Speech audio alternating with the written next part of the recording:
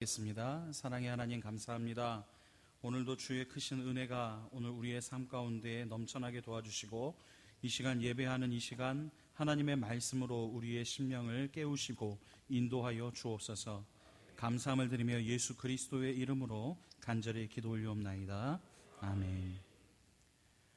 계속 이어지는 5가지의 반제 중에 오늘은 맹세하지 말라라는 제목으로 말씀을 전합니다.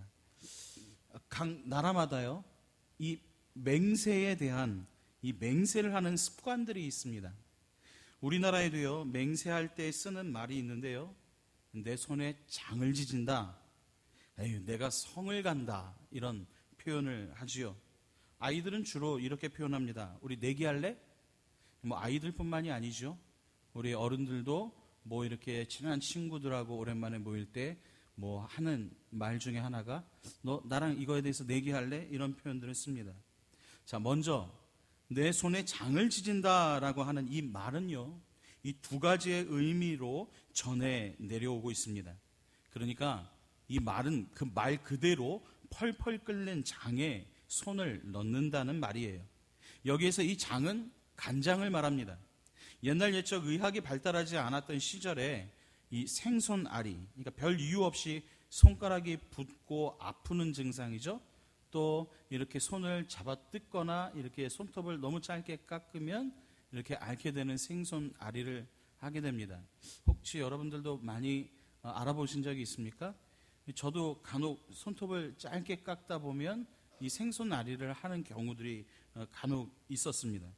그러니까 이 생손아리의 민간 요법으로 그릇이나 이 솥에 끓인 이 간장 속에다가 이 아픈 손을 담궜다 꺼냈다 하는 데서 유래한 말이 내가 이 장을 지진다라는 이런 표현을 쓰고 있습니다.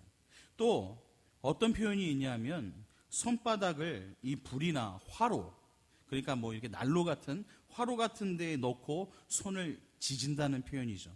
좀 굉장히 생각만 해도 고통스러운 바로 그런 부분들인데요. 에이, 내가 내 손에 장을 지진다 라고 할 때 표현 2번째가 바로 이런 의미를 가지고 있습니다. 그러니까 여기서 말하는 이 장은요, 한자로 저렇게 표현합니다. 바로 손바닥 장을 말하는 것인데요, 이는 불교에서 이 스들이, 제가 이거 처음 설교를 준비할 때는 그냥 명칭 그대로 스님이라고 했다가 그들은 목사님한테는 목사님이라고 안 하고 목사라고 하는데 좀 너무 편협한 생각일까요? 이 스들이, 그러니까 승려들이 이렇게 수행하던 방법을 말합니다. 만약에 이 말이 맞다면 내 손에 장을 지진다라고 하는 이 말은 오히려 잘못된 표현이고요, 내가 장을 지진다라고 하는 말이 아마 더 맞는 말일 것입니다.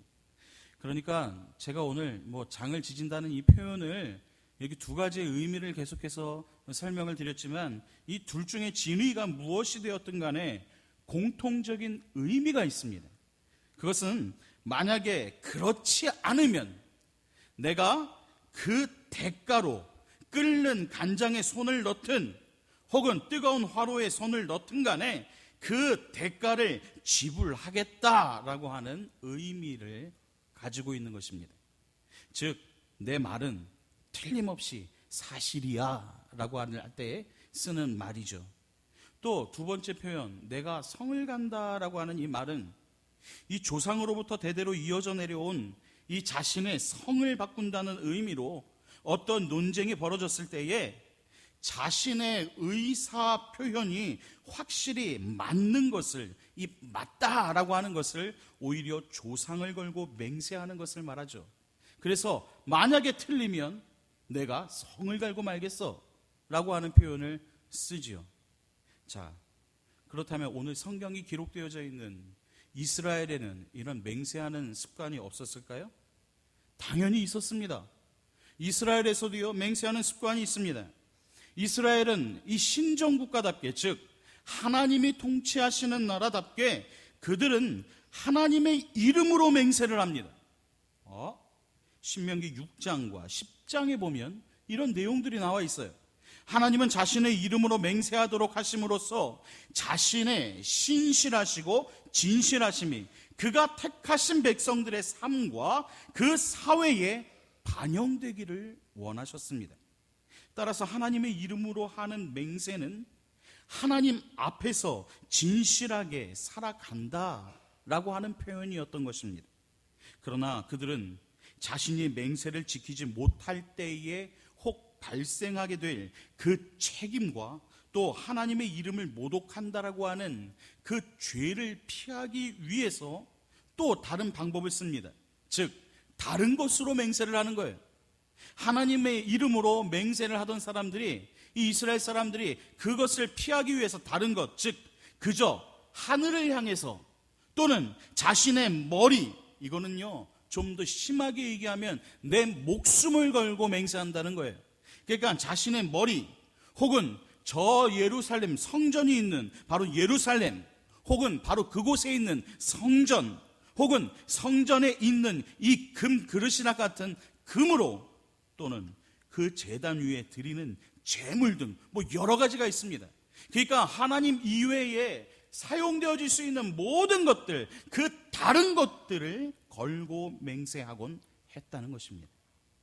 그러나 이는 어떤 일이 있어도 맹세를 지키겠다라고 하는, 그리고 그렇게 함으로써 하나님 앞에서 성실하게 살아가겠다라고 하는 강한 각오보다는요, 이 맹세를 혹 깰 수밖에 없는 상황이 있고, 그럴 때에는 좀 악한 죄책을 지는 것이 상책이라는 얄팍하고도 나약한 현실주의가 이 밑바탕에 흐르고 있는 것이 이 하나님의 이름을 제외하고 그 다른 것을 놓고 맹세하는 자들의 습성에 그 내용이 깔려 있다라고 하는 것입니다. 자, 그렇다면 오늘 본문에 나오는 맹세하지 말라라는 이 말을 통해서 예수님께서 우리에게 주시는 교훈은 과연 무엇일까요? 저는 오늘 이것을 두 가지로 살펴보고자 합니다. 첫째는 바로 좁은 의미로서 위선되고 속이기를 좋아하는 이 인간성에 대한 강조와 거짓 맹세로 하나님의 이름을 훼손시켜서는 안 된다는 것에 대한 경고, 그리고 사람들 사이에 무절제하고도 부주의하고 또 허위에 찬 이 맹세의 습관에 대한 금지였습니다. 좀 길지요? 다시 한번 제가 말해볼게요.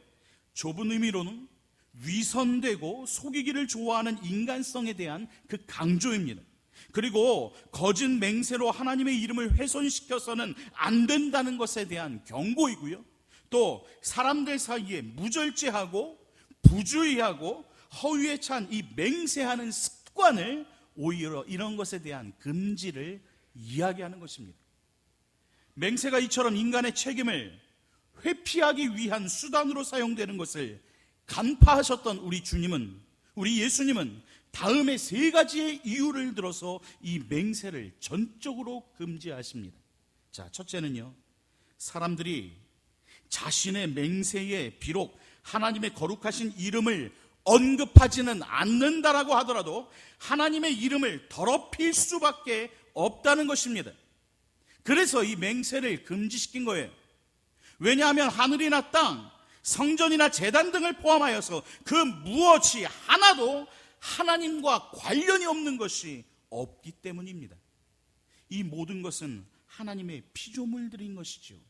그러니까 이 모든 것을 내어놓고 맹세하는 것 자체도 하나님의 이름을 욕보이게 하는 것이기에 이 맹세를 금지시킨 겁니다. 두 번째로는요, 이 맹세의 문제는 장래의 일을 장담할 수 없는 인간이 이 미래를 알고 계시는, 아시는 이 유일한 존재이신 하나님의 위치에 자신의 의지나 감정을 올려놓았다라고 하는 것입니다. 사람들은 큰 소리치지만 사실은 아무것도 할 수 없는 나약한 존재입니다. 그런 존재가 마치 자기 자신이 하나님이라도 된 듯이 그 위치에 서서 마치 내가 하나님인 듯 하는 이 모든 것들이 죄악된 것이다라고 하는 것이죠. 그래서 이것은 바로 하나님의 이름을 망령되이 일컫지 말라는 제3계명을 완전히 위배하는 것입니다. 세 번째의 문제는요, 사람의 마음이 악하다는 것입니다. 사람은요, 착하다라고 하는 사람들도요, 그 본성 속에 자기 자신을 더 위하는 그런 마음이 있습니다. 그것이요, 그 사람이 잘못되어서가 아니라 사람들 내면적으로 갖고 있는 그 악한 마음이 모든 사람들에게는 있다는 거예요. 목사님, 저는 착한데요, 왜 저한테 못되다라고 그러시나요? 라고 하실 분들이 혹 있을지는 모르겠으나, 이 인간은 아담이 범죄한 이후에 모든 사람들에게는 하나님을 거역하고자 하는 이 반역의 기질이 늘 있다고 하는 것입니다. 그래서 그 모든 기질들이, 모든 사람들이 그 좋고 나쁨의 기준에 따라서 오히려 자기 자신을 더욱더 위하는 것입니다. 그렇기 때문에 사람의 마음이 항상 악하다는 겁니다. 이는 타락한 본성이 아직도 남아 있다는 것을 말하는 겁니다. 자, 그렇다면 이번엔 큰 둘째는 넓은 의미로서 사회에서의 책임, 아까는 좁은 의미로서의 그 책임을 물었다면, 이제는 넓은 의미로서의 이 사회에서의 책임 있는 언어 사용과 성실한 삶을 말하는 것입니다. 하나님께서요, 인간을 창조하실 때에 동물들과는 달리 이 인간들에게만 특별한 기능을 주셨습니다. 그것은 바로 말의 능력입니다. 여러분, 우리가 다른 짐승들과 다른 이유 하나가 있어요. 공동체를 이루고 산다. 그 다음에 서로 암수 짝을 지어서 서로 자손을 번식하는 능력이 있다. 여러 가지 동물적인 특성들도 있지만, 그러나 가장 중요한 것은 사람과 동물의 근본적인 차이는 바로 이 언어, 말에 있다라고 하는 것입니다. 인간은 말을 통하여 하나님을 영화롭게 하기도 하고 하나님의 영광을 가리기도 합니다.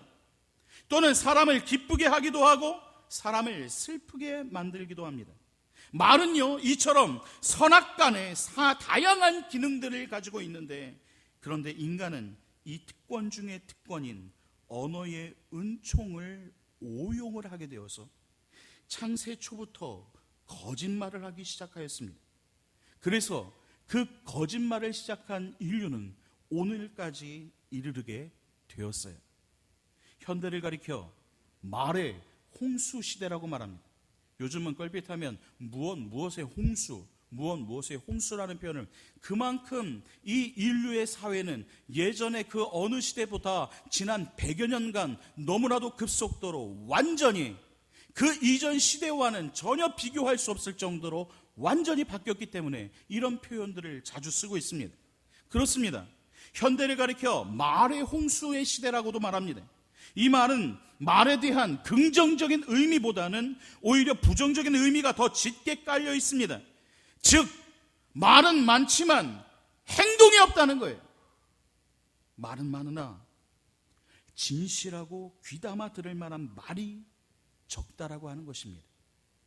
국가의 약속도, 상품의 광고도, 친구의 말도 믿지 못합니다. 이제는요, 성직자, 즉 목회자나 목사들의 말도 믿지 않은 시대예요. 이러한 시대를 살아가고 있는 우리에게 오늘 예수님은 맹세할 필요도 없고 과장할 필요도 없이 정직하고 진실하게 말하면 된다라고 가르쳐주고 있는 거예요.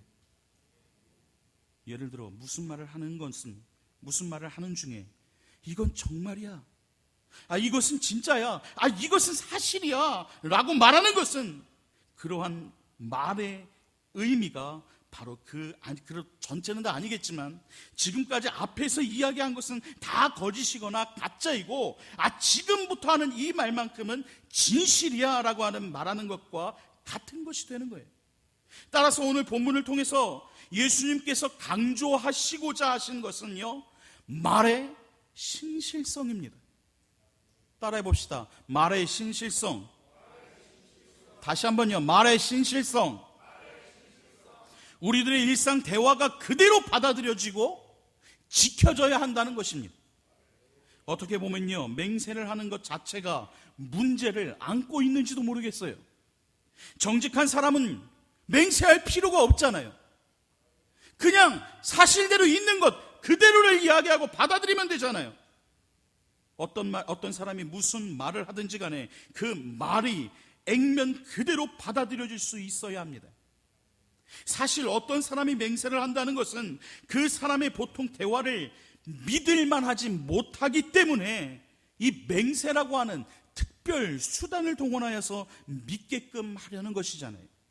그러므로 우리가 맹세나 과장과 같은 표현을 많이 사용하면 사용할수록 우리의 이 말의 신실성을 오히려 더 격화시키고 우리가 한 약속은 믿을 수 없는 것이 되어 버리고 마는 것입니다. 그러기에 오늘 우리가 하는 맹세를 다시 한번 생각해 봐야 돼요. 우리의 삶이 진실하고 정직하다면, 우리 서로가 믿고 의지하고 그 사람이 한 말이 다 사실이라고 믿게 되어진다면 맹세할 필요가 없는 거잖아요. 요즘은요, 조금 다른 이야기일 수도 있겠지만 요즘 새 가족이 교회에 들어오면, 이건 뭐 많은 교회들의 또 목회자들이, 부교육자들이나 목회자들이 굉장히 즐겁고 막 반갑고 우리 교회 한 성도가 한 어린 양이 왔다고 즐거워하는 그런 모습이 있어야 되는 것이 당연하잖아요. 그런데 요즘은 그렇게 기뻐하고 즐거워하면서도 약간 좀 틀어서 다시 한번 색안경을 끼고 그 사람이 인식하지 못하도록 천천히 스캔을 하면서 그 사람에 대해서 파악을 해야만 합니다. 왜냐하면 요즘 너무나도 많은 이 신천지의 이단들이 기존 교회들을 공략하면서 들어오기 때문입니다. 그러니까 무슨 말을 하거나 어떠한 상황 속에 닥친다고 하면은 그 사람을 있는 그대로를 바라보는 것이 아니라 오히려 한번 꺾어서 적어도 3번 정도는 꺾어서 본다는 거예요. 그런 것이 오늘 우리 성도들 간의 대화 속에서도 마찬가지예요. 무언가 호의를 갖고 좋은 말을 시작했는데도 불구하고 이 사람이 갑자기 나한테 왜 이렇게 이야기를 하지? 갑자기 왜 이런 호의를 나한테 베풀까? 분명히 무엇인가 꿍꿍이가 있을 거야. 이게 요즘 우리가 사람을 대하는 태도가 아닌가요?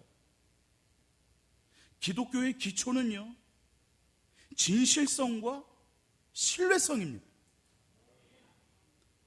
여러분, 이거 우리 아멘을 크게 해도 모자라요. 이거는 진실성과 신뢰성이 우리 기독교의 기초예요. 세상에서 그리스도인들이 정직하고 진실하고 신용을 잃으면 그것은 더 이상 생명력을 가지지 못하는 것과도 같습니다. 세상을 변화시킬 수 있는 힘은요, 진실입니다. 여러분, 안 믿어지시나요? 그래도 신앙생활과 내가 현재 이 밥을 벌어먹고 살아야 되는 일 속에서는 무엇인가를 좀 더 속여야지만 살아갈 수 있는 건가요? 성경이 말하는 진리는요, 참 진실이란 객관적이고 명제적 사실을 말하지 않고요, 믿음직함, 신뢰성을 말하고 있는 것입니다. 이제 우리 그리스도인들에게는 말의 홍수 시대에 살면서 바른 말, 진실한 말, 성실한 말로 보다 더 신뢰감 있는 사회를 이루어 나가야 할 책임이 우리에게 있습니다. 이를 위한 구체적인 내용을 저는 적용을 다음 3가지의 권면을 드리고 오늘 말씀을 마칠까 합니다. 첫째는요, 약속은 반드시 지켜야 합니다. 이것은 말에 대한 책임성 때문이에요. 이것은 너무나도 중요한 책임입니다. 2번째는요, 맹세가 필요 없는 세상을 만들어야 합니다. 일상 속에서의 우리의 영성을 말하는 거예요. 거짓이 없고 신실한 바로 이 영성입니다. 마지막 3번째로, 예 혹은 아니오와 같은 분명한 세상을 만들어야 합니다. 이것이 바로 정직성입니다.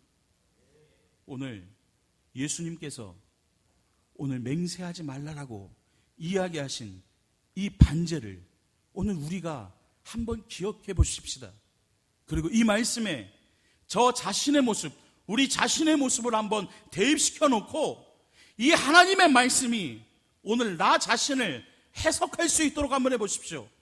그리고 그것이 말씀 속에서 적용이 되어져서 이 말씀대로 살아가는 것, 이것이 오늘 우리 주님이 우리에게 원하시는 그리스도인의 삶의 모습인 것입니다. 기도하겠습니다.